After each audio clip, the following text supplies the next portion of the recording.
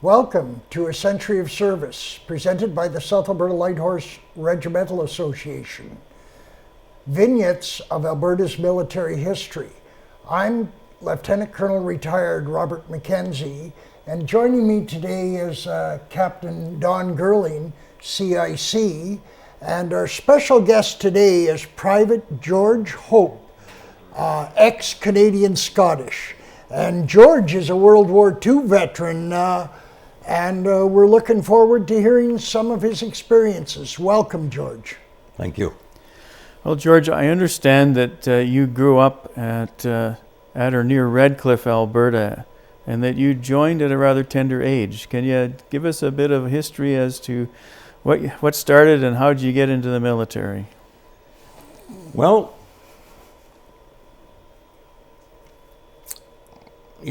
I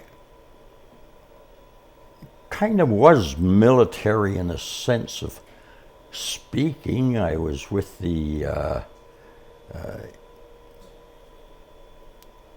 cadets in the school in Redcliffe when the number 15 Squadron Air Force Cadets was formed here in Medicine Hat.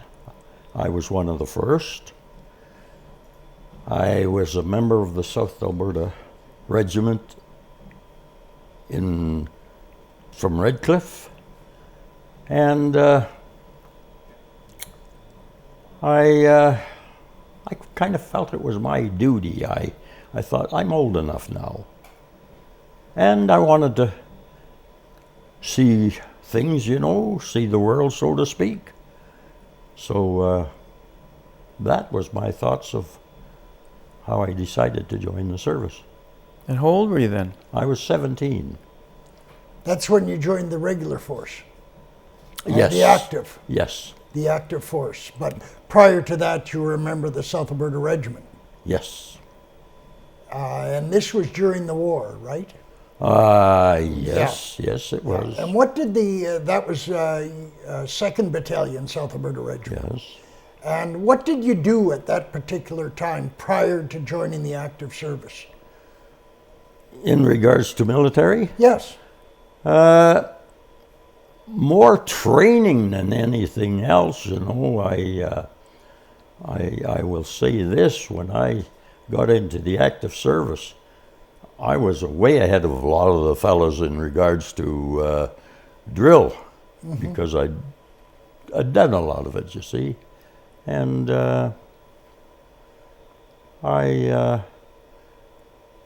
I do remember one time, though, in the winter, we went up to Sarcee, bivouacked for a week. That was a little bit on the cold side, I was with the SARs at that time. Okay. Now, so you became 17, you were 16 when you joined the SAR, and as you turned 17, you thought you'd like to get, maybe join the active service. Well, I was a while into my 17th birthday before I did, but I thought, well, fellas around me are joining. Some of my friends have joined up that were older than I was. So I thought, well, I think I'll go up to Calgary, and I wanted to join the Air Force. I wanted to go into air crew. Of course, being 17, they told me I had to have parents' consent. I didn't realize that, but they sent me back and told me I had to have parents' consent. So my dad says, yeah, I'll sign. Mom says, I won't. I'll sign for ground crew. So I says, okay, Mom. So that was in 43, that'd be. 43. Yeah. Yeah. Spring of 43. Okay, so you signed up for ground crew, and you went away to basic training. I went away to Manning Depot in number 3 Manning in Edmonton, 3 weeks drills, spotting. Oh God, talk about spotting, polish. You had your bunks, and of course there were the floors were, you know, the what do we call them when they join each other? The joints. yeah. Anyway, toothbrush. I thought, wow-wee. Anyway, after 3 weeks, we were sent up to Vancouver. We were general duty boys. I was sent to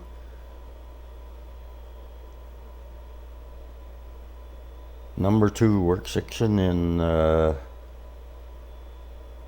Vancouver,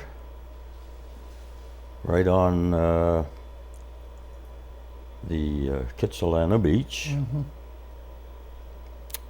where I did various duties. We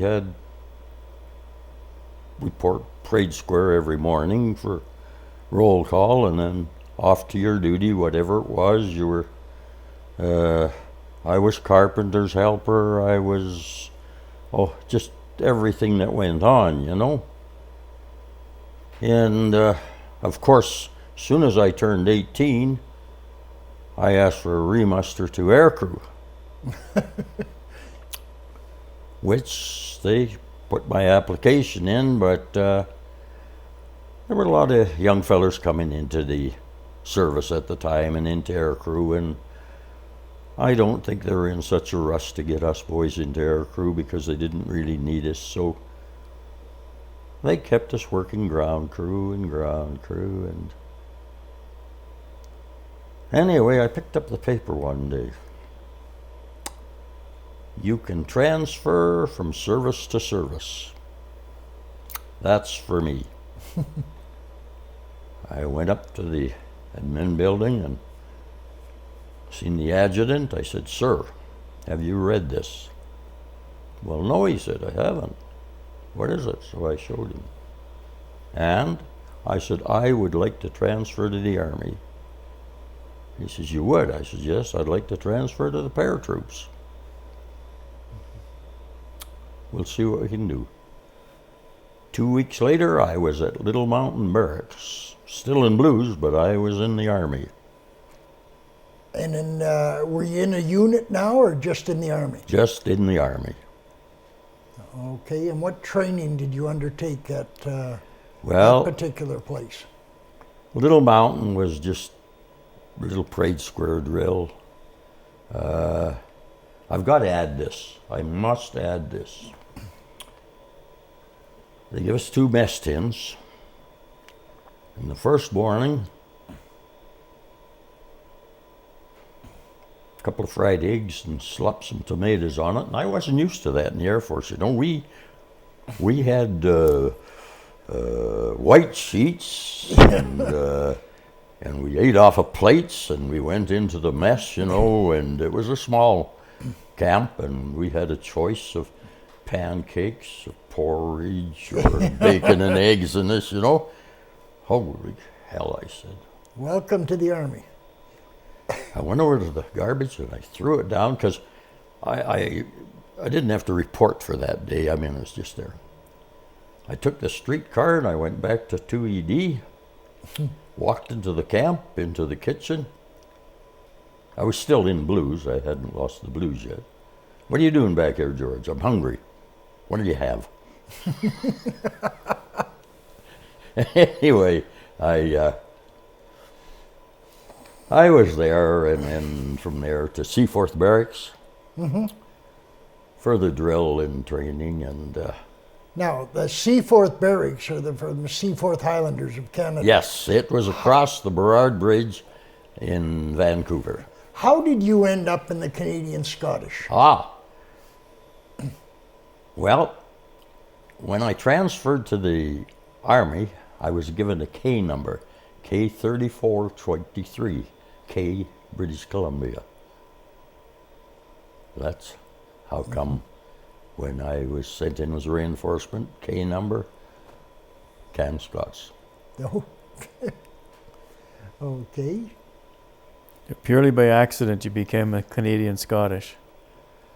Yes, if I'd have been in Alberta, it would have been the M, I'm sure, you know.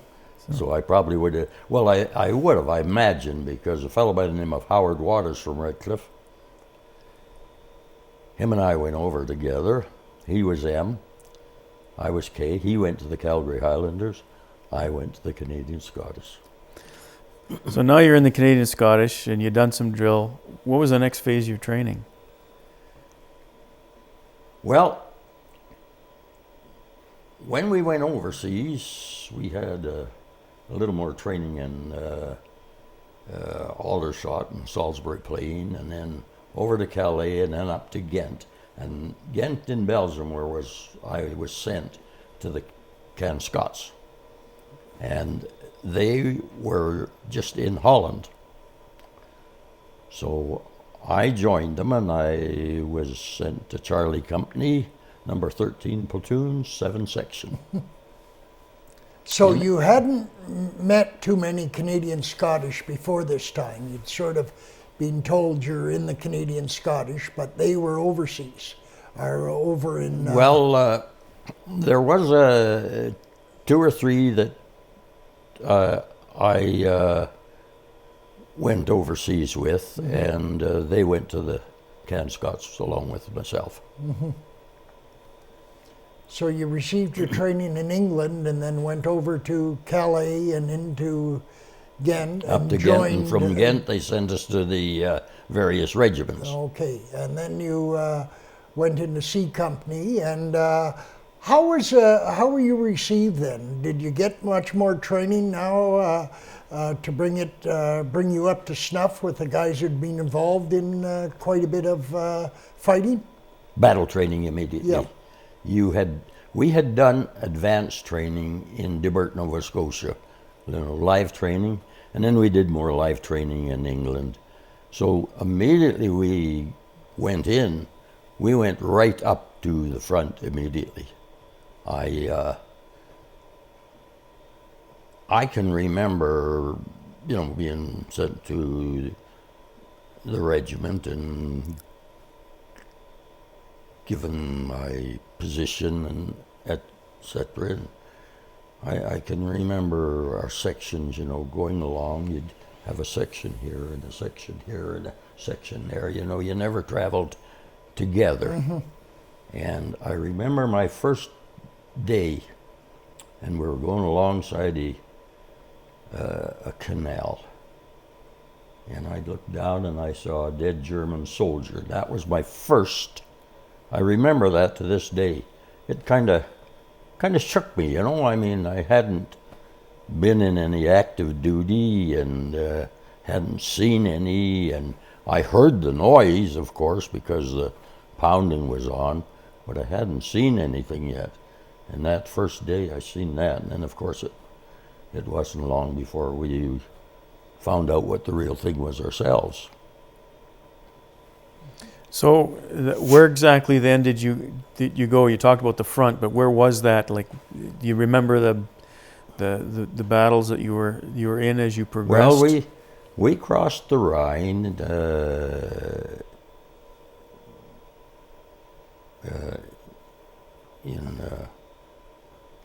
from Germany, so to speak, and into Holland, because that's where the regiment was. But I mean, I just joined them and crossed immediately. They were going right back into Holland, and that was in the southern part, and we just kept advancing through, clearing out farmhouses mostly at that point. Jerry was ahead of us. He was still putting up pretty rough opposition at times, but he was mainly on the retreat, when we got in. And of course, as reinforcements, we were really welcomed because, a 11 to a section, and we normally had about 7 in our section. And the others were, we were always, we were never up to snuff. And so that is pretty well where it started. And then I was with the regiment. I was a rifleman, and I'd been in there, probably about a week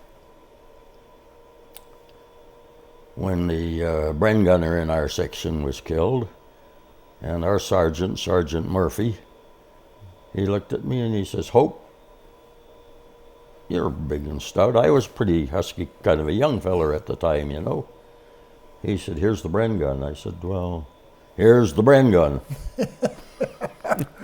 I didn't want the damn thing. It weighed 23 and a half pounds more than what I was already packing. Plus, he was the guy they were always shooting at, Anyway, I became the Bren gunner for our section. Mm-hmm. What's a Bren gunner's job in when you're doing section battle drill? When you're doing battle drill? Well, when you're doing when you're in battle. Oh, when you're in battle? Yeah. Your main job is you more or less set up at a position where you can spot Jerry and you keep him down. You have a 2IC. Smitty was, or Big Red was my 2IC, and each member of the section has a pouch, and there's 2 magazines in each pouch, which you carry yourself, and his job is to feed me with them magazines.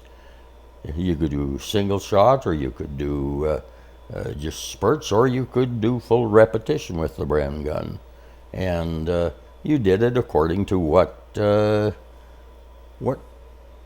battle was, whether you were firing like the rifle or whether you were given short bursts. Short bursts I always found seemed to be more accurate, and I'll give you a little instance. One time we was, this was further on up, we'd advanced through a lot of Holland, and we was fighting on the border into Germany across the canal. And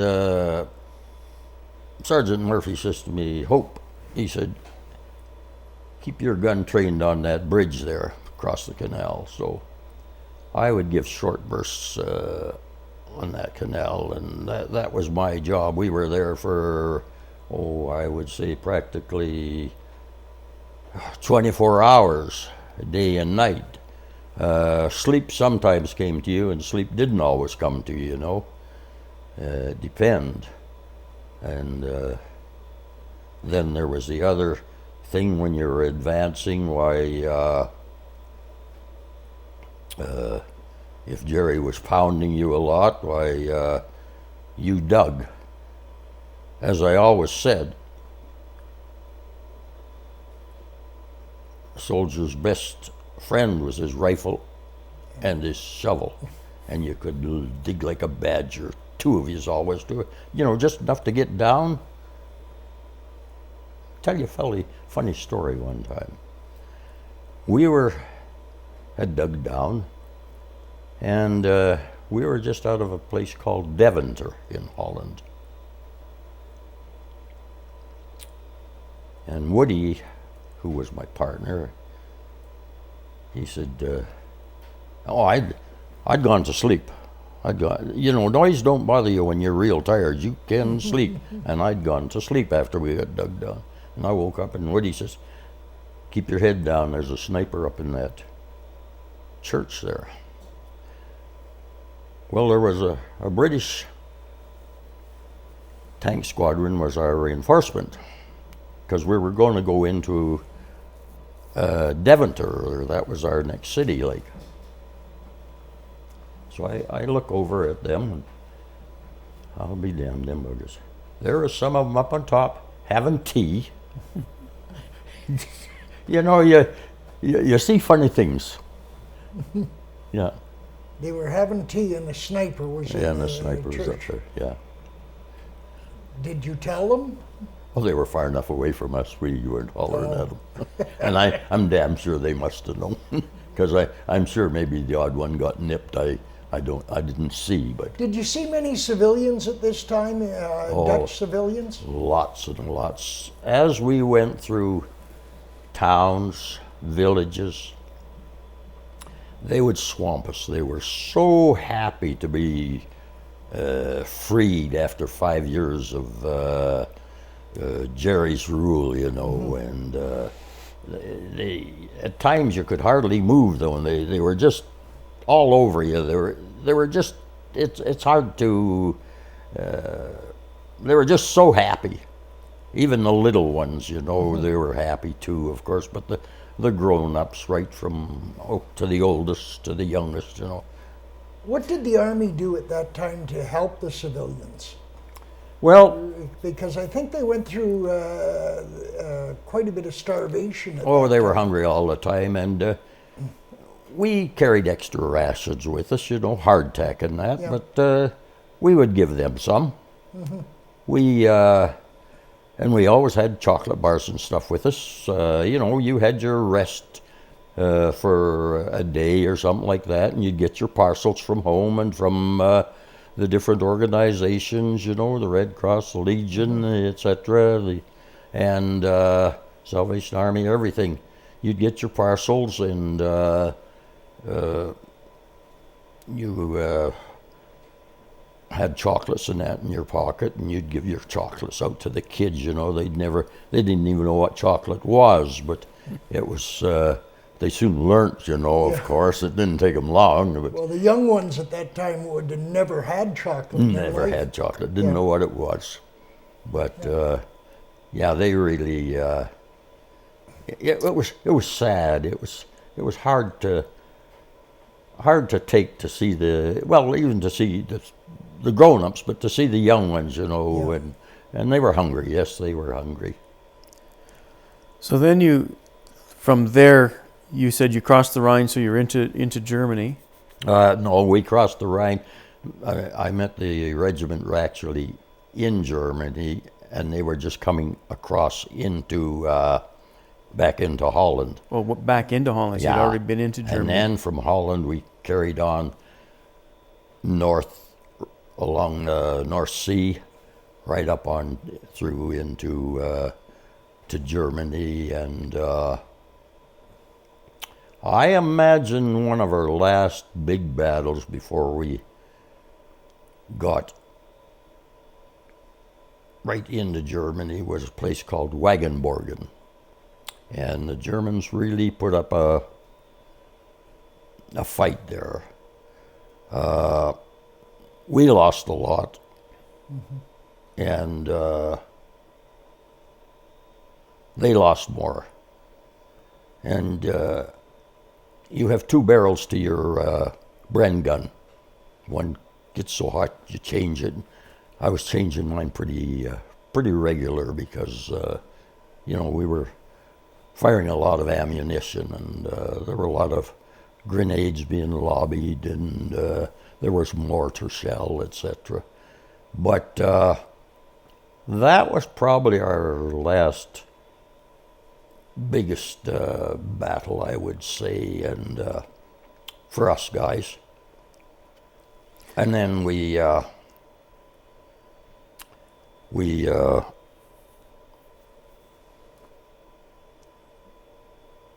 would be we cross. went on, you know, right in and into you know, into Germany, so to speak. Were you clearing German towns at that point then too? Yeah, And yeah. We were fighting across a canal in Germany, and as I mentioned before, Sergeant Murphy says, keep your gun trained on that bridge. Well, finally, Jerry, he'd been lobbying the hand grenades across quite a bit, you know, and of course we were doing the same thing and firing over and our mortar, etc. And Jerry kind of pulled back, so we advanced in, and Big Red said to me, George, he said, there's a lot of noise down underneath that bridge. He said, let you and I take a walk down there. We're kind of on, up on the slope, like. So we walked down there, and he heard this. There was a kind of an open room, but it was awful dark in there because this was nighttime, like yet. And he said, George, he said, I believe there's some Jerry's in there. And he said, just stand at that doorway. So I stood there, and he took his .36 grenade and pulled the pin, and he walks in there. Handy hoke, kamarowsk. There were 17 Jerry's come out of there, all with their hands up. Some of them were grape in their 60s and 70s. Some were 15, 14-year-olds, you know. I thought, what the hell, you know? And of course, we just sent them back, and the MPs took them from us, and, you know. But it was a different reception. Mm-hmm. We got into Germany. We weren't,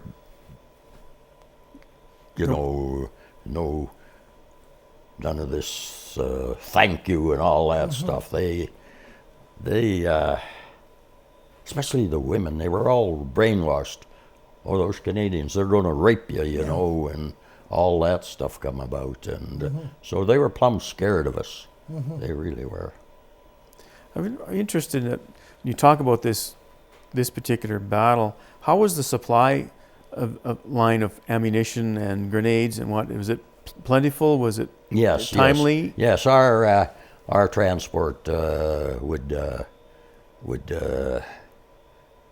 keep us supplied pretty darn good. You know, we were never really short of ammunition, and then of course every once in a while you would get a break. See, in our brigade, the 7th Brigade, there was the Can Scots, the Winnipeg Rifles, and the Regina Rifles. So you had 2 battalions would go in advance and 1 in reserve. And the 1 in reserve would get a chance to stop, change the boots, change the uniform, and have a shower. They followed you up, you know, so I would say, well, it's hard to say. It might have been once a week, it might have been once 10 days, it might have been once 4 days, you know, it's just, but it was always reserved. You got that opportunity. Mm-hmm. And then, of course, you would, the Reginas would move back, and the Winnipegs would move over, and the Can Scots would move up, you know. So it was a rotation. Did you get a chance then for some hot rations as opposed to the hardtack that you described? Did you get hot food when you were at the back? You know what? They did their best to give us a meal every day. At least one. Yeah, we didn't always, because we had that K-ration with us, you know, and hardtack and that. So we did have that, and we always, when we used it, we got another supply. But yes, most of the time we did get 1 meal a day. We sure did. How far into Germany did you go? Well,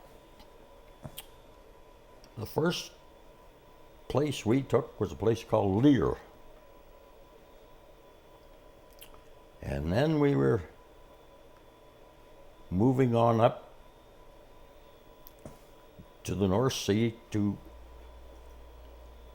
a place called Emden. It was a submarine base, and the brigade was going to go in there. And so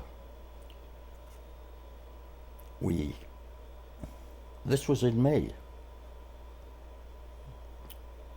And we stopped for a breather. We were probably about,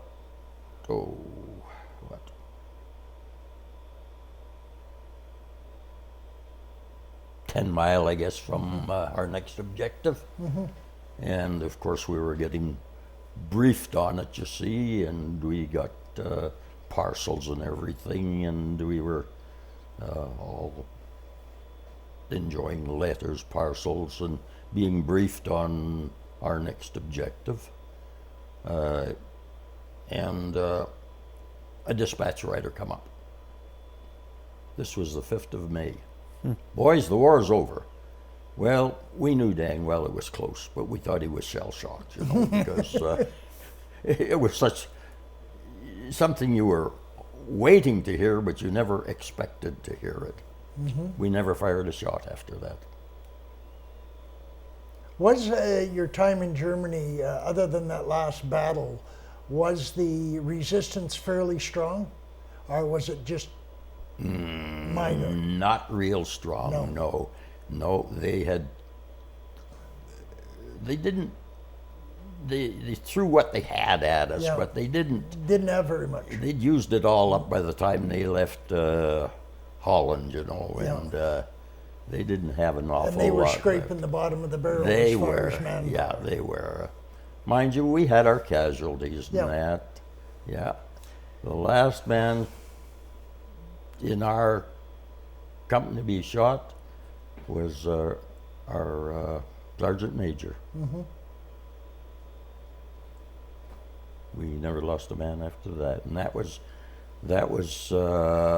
just before we took that break to where we were going into going to advance into Emden. So, you said an armistice has been declared. I'm interested, what happened then? What was the change? I mean, you continued on with your routine guards and that type of thing because you had to. Yes, you did that. And then what happened after that? Well,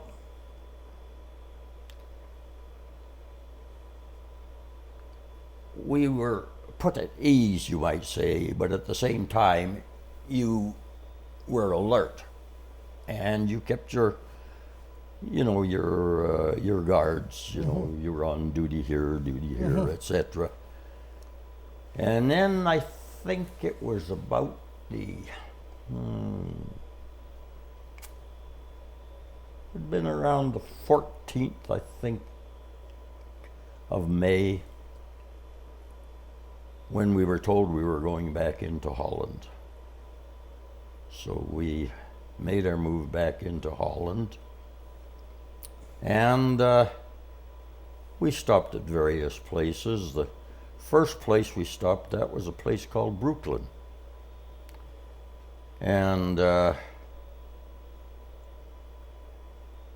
our platoon was given the job of looking after 50 white stallions that the Jerrys had left behind. Small ones, well, medium size, 14-2, something like that. But at the same time, we also made sure that Jerry kept moving back, you know, their horse-drawn trucks and what have you, you know, because they were pretty well out of fuel in that, you know, and it was also an ammunition dump.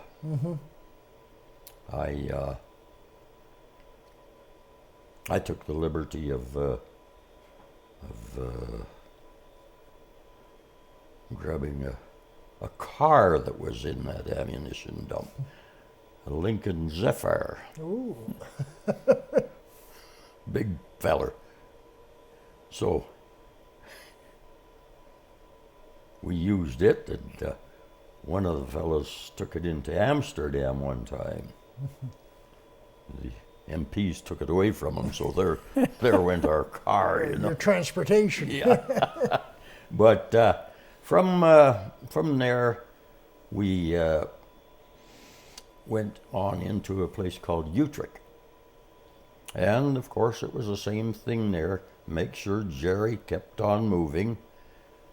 And the battalion stayed in Utrecht for quite some time. We built a park for the people of Utrecht, and we put up a plaque with names of all the underground from around there that had helped. Believe me, the Dutch underground, they helped us tremendously. They would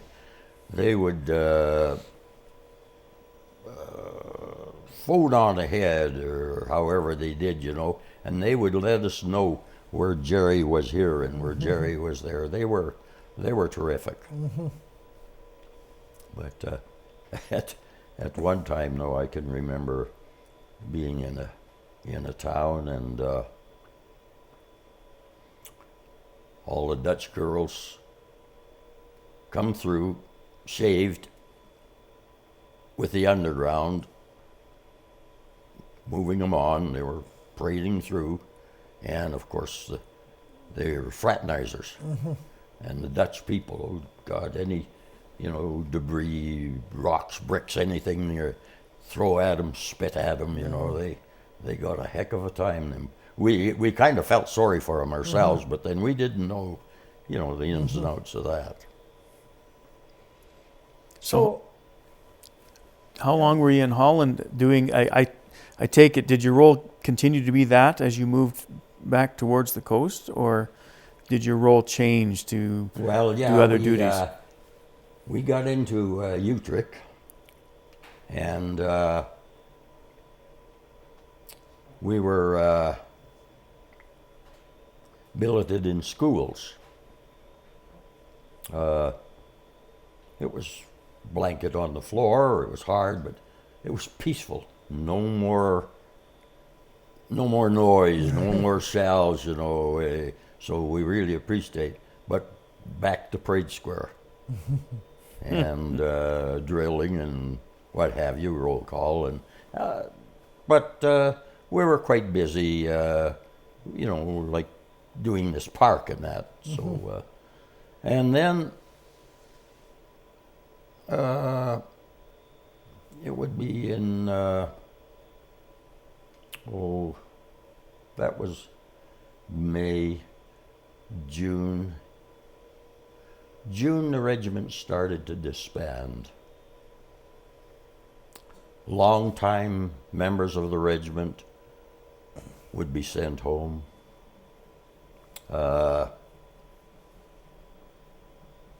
Married men.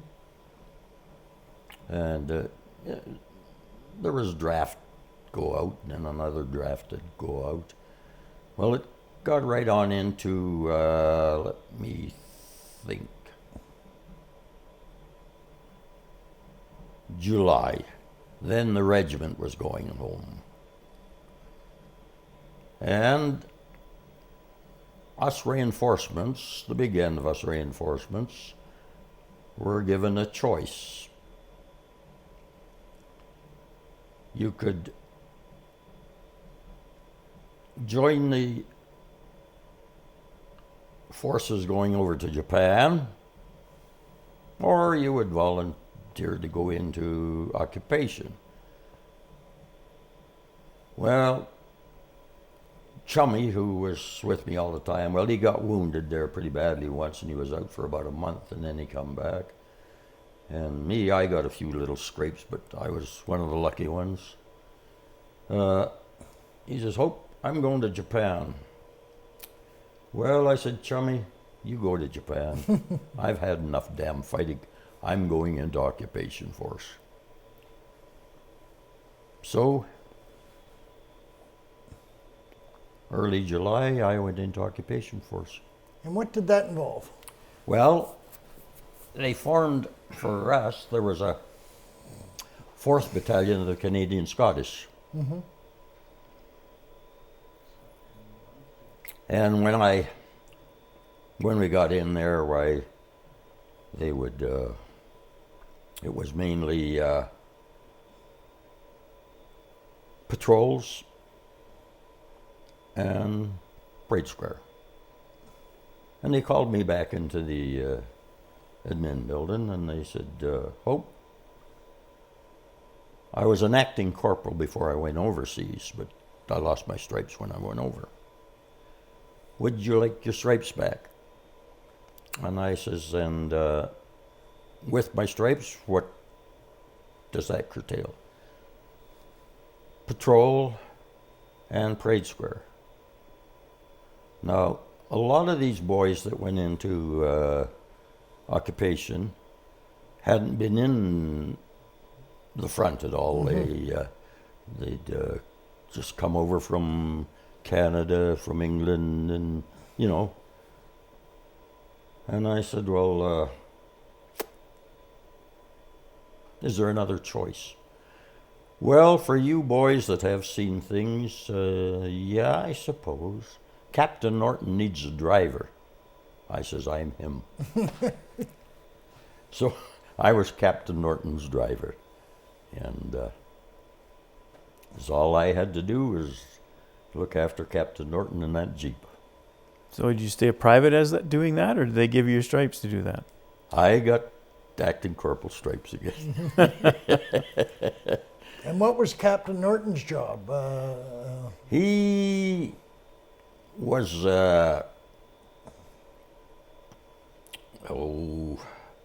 kind of the mess officer in a way, making sure the food was, distributed here and there, and that everything was okay, and satisfactory. How long were you in the Army of Occupation? I was in the Army of Occupation for 10 months.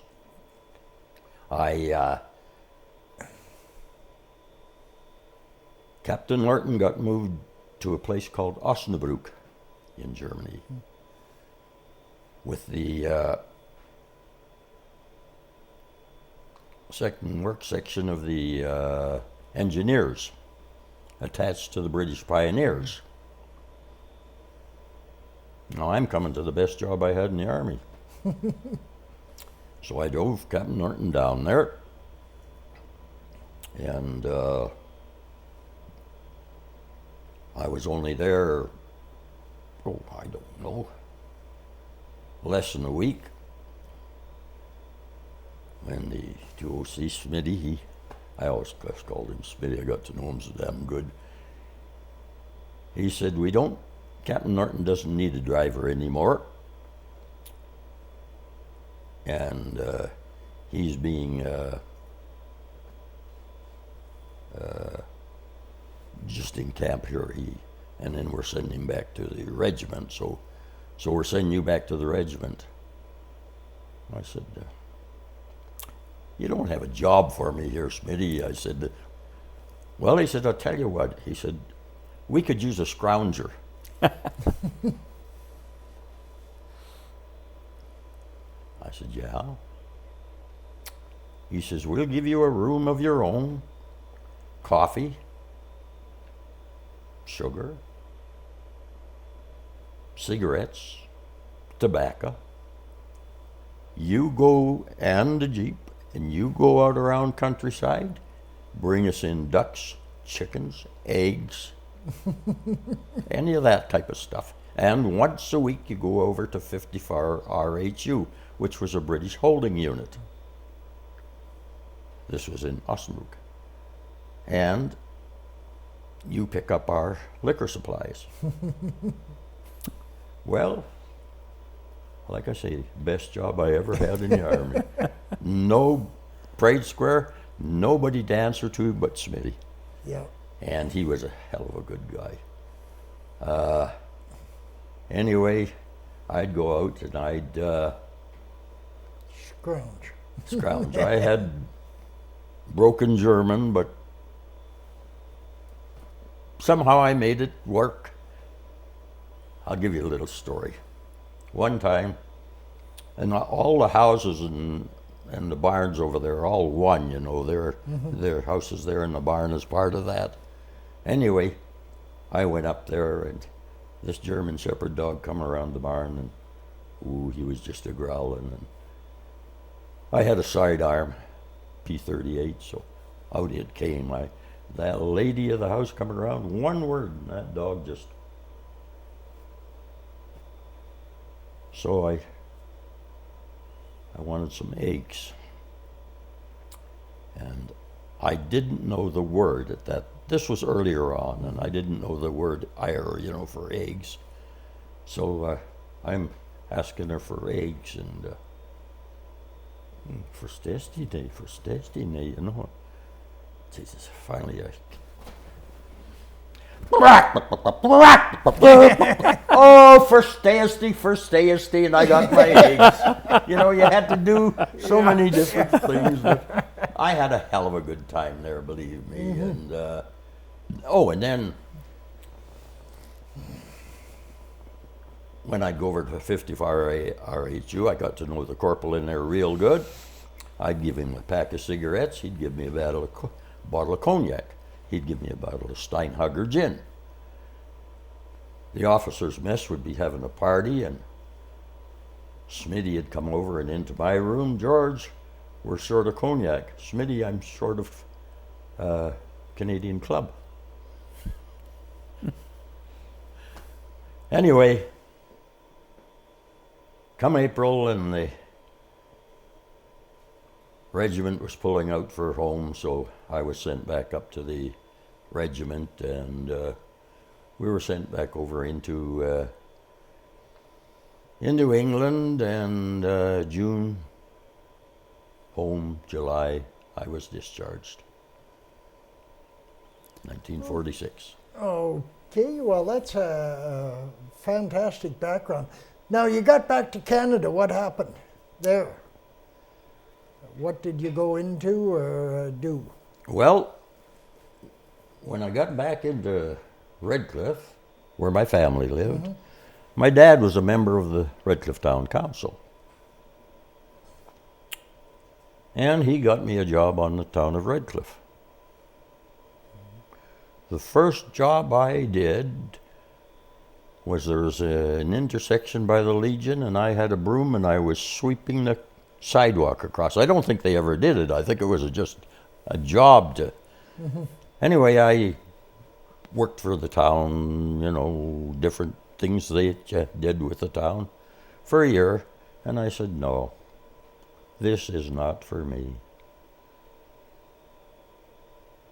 So I've got to take a trade of some time, and I wasn't a highly educated fella. So I looked into the trades, and bricklaying paid the highest, and I figured I could handle that, so a fellow by the name of Walter Torgerson here in Medicine Hat that was a small contractor. He took me on as an apprentice. I stayed with him for I guess about a year, and then things got slack here. Piece in the paper, they were needing bricklayers in Edmonton, so I got hold of Pool Construction. I went up there, got on as apprenticing for them, and finished my apprenticeship with Pool Construction, and I worked in Edmonton, I worked in Calgary, I worked in Saskatoon. I came back into Medicine Hat here, and three of us formed what we called the Hat Bricklayers. Martin Sailor, and there it goes. Yeah. Anyway. And yourself. And myself. And we did quite a few jobs, like first part of the Medicine Hat High School, we did the brickwork on it. We did brickwork addition on the Alexander School, churches, buildings, and fireplaces, and then we kind of broke up, and I went on my own and did fronts of houses and fireplaces, etc. Were you married at this time? I got married. I got married in 1947, in May of 47. But a year after you got back. And I decided that I'd worked out in the country a lot before I went into the service.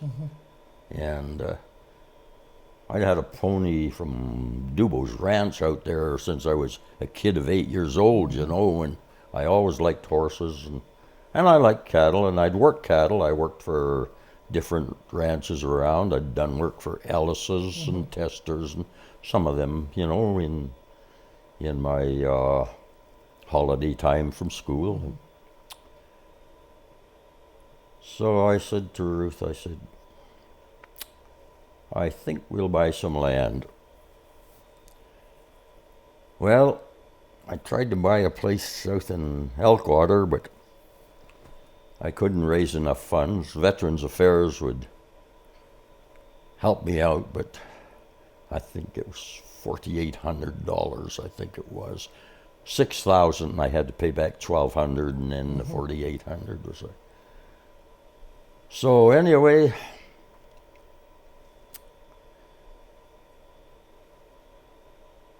a fellow by the name of Donnie Morrison, that used to be out here north of Red Cliff, right along the block. He'd gone up into Dawson Creek, and he was down one time, and I was talking to him. He says, "There's land available up there, George." So we got hold of a realtor that was from here originally, Frank Tucker. Up to Dawson Creek we go. Stuck it out for 2 years, but my health was no good. My arthritis was just wicked up there. So back here to Red Cliff, and I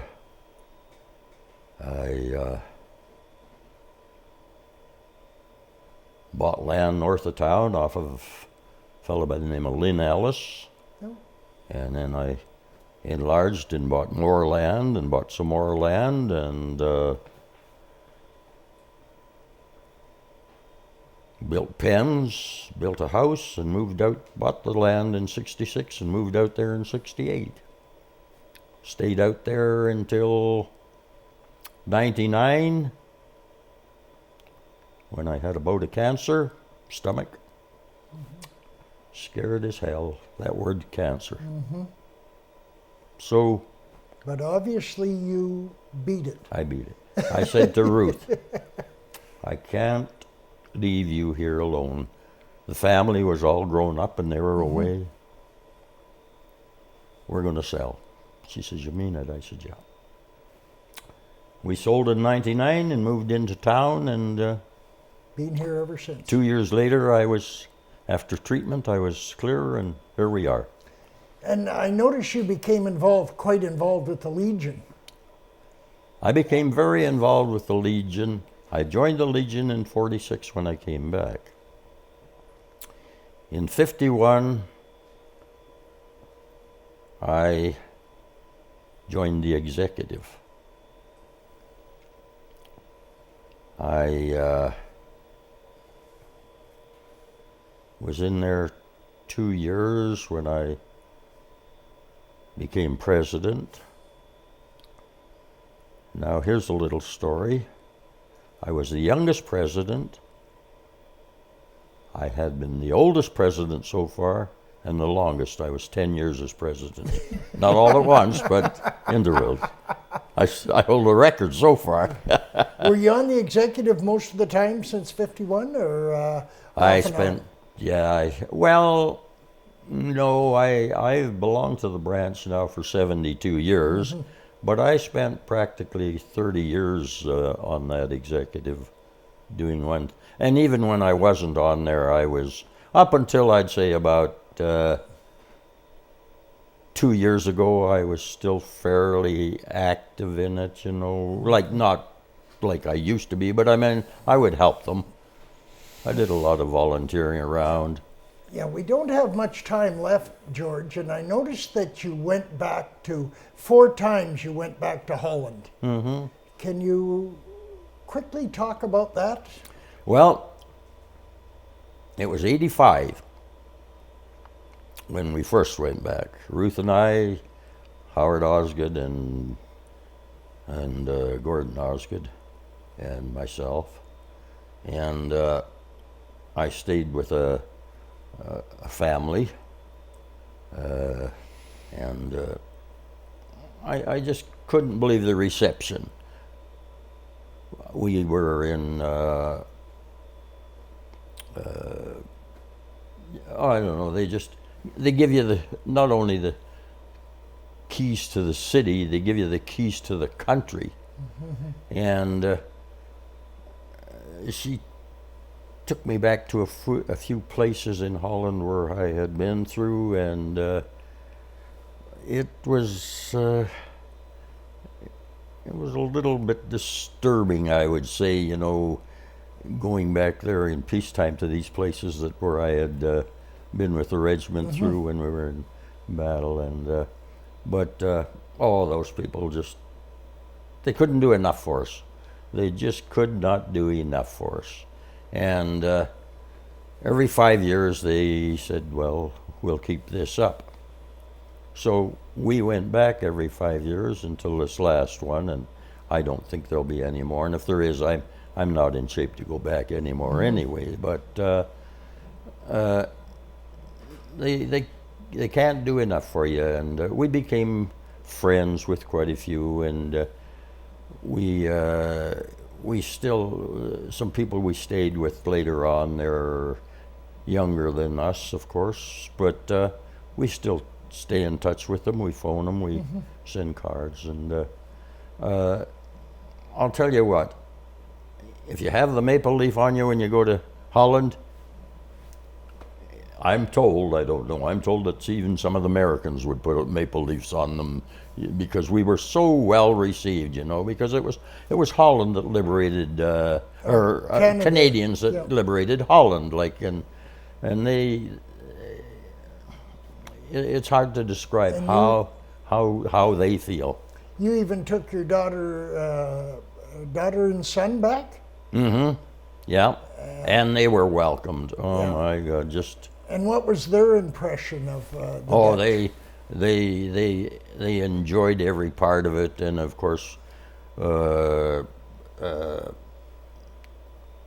and Thea, they had a car, but they got a bigger car, and they took us around Holland, you know, just everywhere, and showed us such a great time. Well, I know we have a lot of pictures of your visits to Holland, so they'll probably be flashing up on the screen, but I know the Dutch people really take care of the Canadian cemeteries and that. Oh, yeah.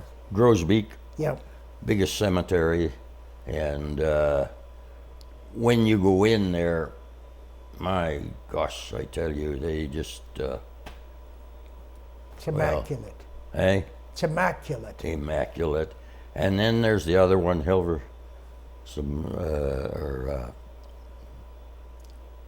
other summit, just it's on the tip of my tongue. But they light candles at Christmas time, and the townspeople look after it, and the school kids. Yeah, too. The school kids, yeah. You go in there, and everything is just so neat. So, I guess we're pretty close to the end of our time, but I just would like to touch on how you felt personally when you went to some of these places where you had fought. Yeah, how did that make, you know, did you have some tinges of... I had a deep feeling inside here. I felt kind of, I don't know, I didn't feel happy. I just felt kind of, you know, it was a kind of a, I don't know, kind of a reserved, funny feeling inside, because I'm looking at places like that you fought in. I can remember one place that they took us back to in Devonter, and there was a church there where Jerry had really give us a hard time, but we finally took it over, and we didn't stay in the church, of course, but then I did go in. Well, we did go in, and I went back in, and that, and it gave me an odd feeling. And then there was another spot there where after we had taken Devonter, we were told we were going to get a 2-day rest. So this lady that had a